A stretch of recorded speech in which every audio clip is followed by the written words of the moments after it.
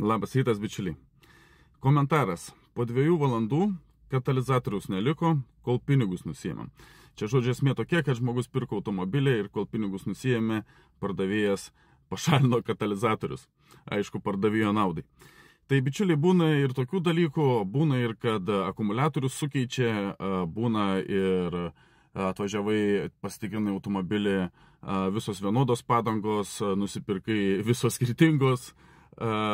Būna, kad ištraukia veikiančią multimediją, įdeda tokią pat neveikiančią ir taip toliau ir panašiai, bičiuliai.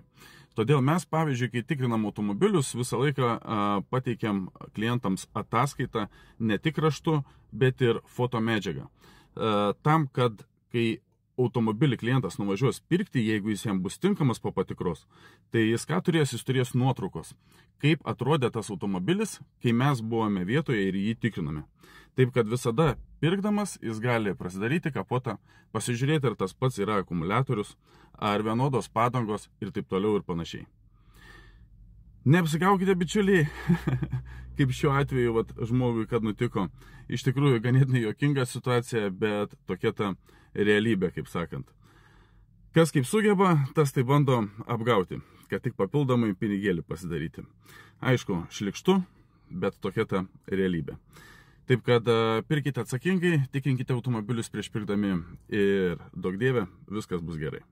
Ačiū visiems ir gražios jums dienos.